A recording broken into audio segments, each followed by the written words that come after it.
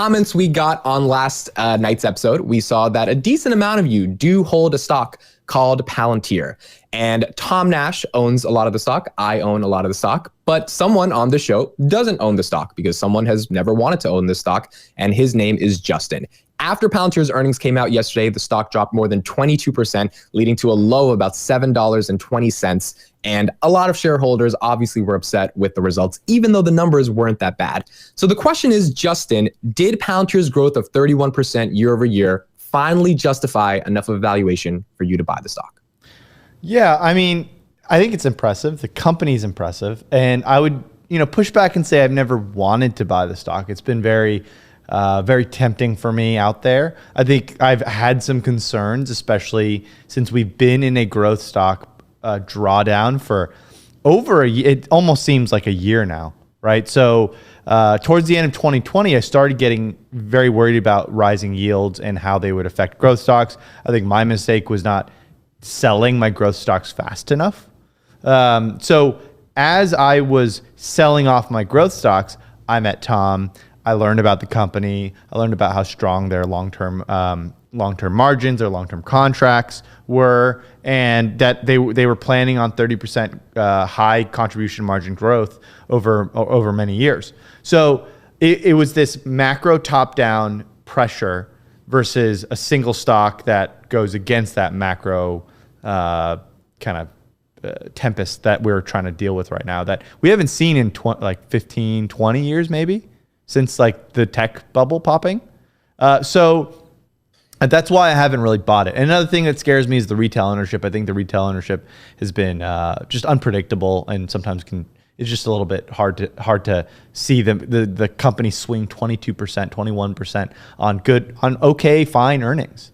So, in terms of, where they are today, I don't know if I still am not fully convinced that this is the company that I want to concentrate my net worth into, right? I think backing up, it's your base case. If you don't want to even deal with stocks, you buy the S&P 500. And if you don't want to buy the S&P 500, you want to concentrate into things, into companies that you truly believe in, both in company quality and price. And Palantir's price is getting now fair. And I'm still unsure about, I don't understand the tech. I'll cede my time. I got 30 seconds later to finish this out. But, Tom's on mute. I said, take your time, no problem. Oh, okay. So ultimately, Justin, you still just don't believe in the company enough and their value proposition to buy it even at these prices. Everything in investing, everything in, I would say, life is opportunity cost. We are blessed with some amount of time on this earth. And so anything you choose to do is at the expense of something else. So when you choose to invest your cash in Palantir, you're choosing Palantir in exchange for US dollars, Bitcoin, Cathie Wood's ARK Invest, Warren Buffett's Berkshire Hathaway, or AT&T stock, right? So where I see Palantir is I'm still not convinced that I like it at this price. I'm starting to like it, but I'm not sure if I like it better than other maybe growth stocks with higher free cash flow yield or lower EV to EBITDA multiple or lower PE, because Google's trading at like a 14 times PE, 13 times price to earnings. So it's hard for me to comp it against a Google, which is also growing like 20%. Tom Nash, should Justin just not overthink this and buy the stock? So I muted myself earlier because I didn't want the audience to hear me smirk. But he ended it so pleasantly. I like the life coach, motivational speaker, Justin. That was good. Almost as good as your hair, Ahmed, today, which is actually looking better. Looks good, man. Thank you. The salary we're paying you is paying off, I see. And for a haircut. I went to my barber and I said I had $0. He said, get out. So I just spoke to Justin. We might double your current salary. So that's good news for you. So basically, Justin mentioned a point of concern, which I agree with, which is very high percentage of retail participation in Palantir. But I think that metric as an indicator, as kind of the canary in the mine, has changed since Tesla came into play. Pre-Tesla, I would tell you, very high retail ownership is a really bad sign, and it still isn't the greatest of signs. But since Tesla have been basically successful at sustaining a very strong retail community, and Tesla has very similar retail numbers to Palantir, is slightly higher institutional, but very close. I think that it's no longer the be all of all, the retail participation. So if Tesla can do it, I see a very similar community forming around Palantir on social media, on the actual community of programmers and data scientists. So that's not a point of concern to me. What I think is interesting is I think that this would basically separate a lot of boys from the men, or it will show who's swimming naked, whatever metaphor you want to use. I think this shakeup will show you who's in it for the long term, who's actually on board for the vision and for the next 5 to 10 years, and who's just saying that they are, but they're just looking for a quick swing trade, 6 months, a year. And I think it's not really fair to the company, and the company has flaws, and I'll talk about them in a second, to come in and basically complain about the share price with the macro being awful, and with the company, just starting out. People forget with Palantir, it's not really a 17-year-old company if you actually understand how the business works. Palantir was a government contractor and nothing else up until a few years ago, up until 2016. In 2016, they started a pilot with Airbus that developed into Skywise, which later developed into Foundry. So Foundry has only been around since probably 2018. And their sales force, which is basically their salespeople, have only been around since 2021.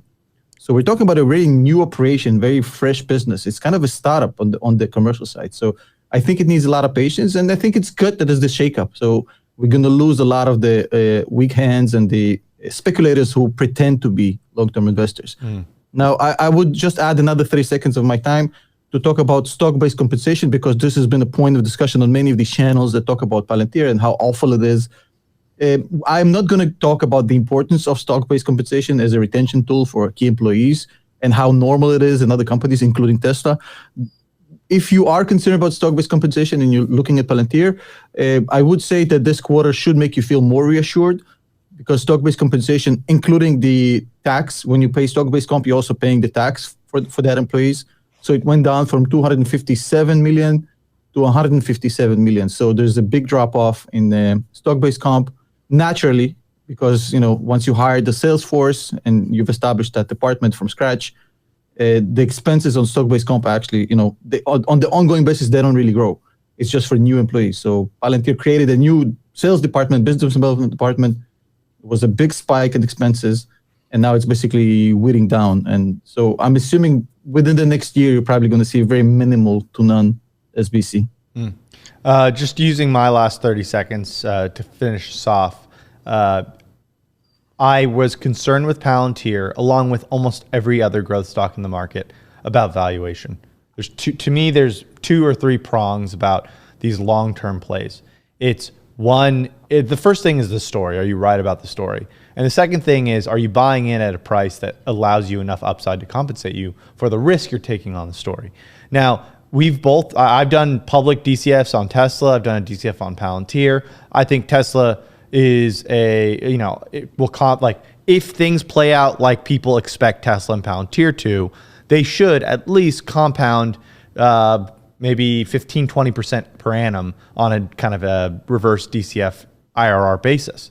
So I like it, especially at this price. The DCF price, if they keep growing annually 30% and the contribution margins stay the 20, 22. Yeah, like $20 to $25 a share. Yeah. And I'll stand by that. They haven't seemed to have had bad earnings since then. It's just the market's really bad. And the Tesla is also coming down too. And I think Tesla probably is like a $3,000 stock as well, even though the metrics on current financials don't really say that. But the question is, so I'm now saying that choose your bets. You're not going to choose like 20 because you don't have the time to cover 20, let alone like 2, honestly. So you have to choose your bets. I'm telling you the Tesla bet and the Palantir bet, and Tom is the valuations are now fair. Like now it's like a really good bet. Now all you got to do is be right about the long-term vision, about how big the TAM is for Palantir. We all know Tesla's TAM is conceptually infinite. So to me, I own Tesla. I don't own Palantir, and it's because I am a customer. Like I know how much better that product is than everything else. I still like, I can listen to people online. It's a little harder for me to tell how much better Palantir is than a solution that doesn't exist yet in the IT department of a big company. So the other thing is, I think the market got spooked because of the bad guidance. So they gave a 5% growth quarter-over-quarter revenue for the second quarter of the year, and completely ignored the fact that they're still maintaining 30% annual, which is what they had before. So I think there's a lot of, like, at this point, the market is so bad, you just need a hint, a smidge of something that seems like negative just to send the company spiraling down. I mean, even Tesla is down like 9%, and they had phenomenal, insanely good results. So it's just, I think it's just a combination of a perfect storm of a really horrible market with a lot of fear and anxiety. And I think, and I don't know, it's not a topic here, but I think we might have found our only positive catalyst for maybe a recovery bull run, maybe a short one. Just the amount of fear in the market might be that positive catalyst. But there's so much fear, it becomes really interesting. Right. And you start to finally capitulate to a bottom at that point, and when the market gets that scared.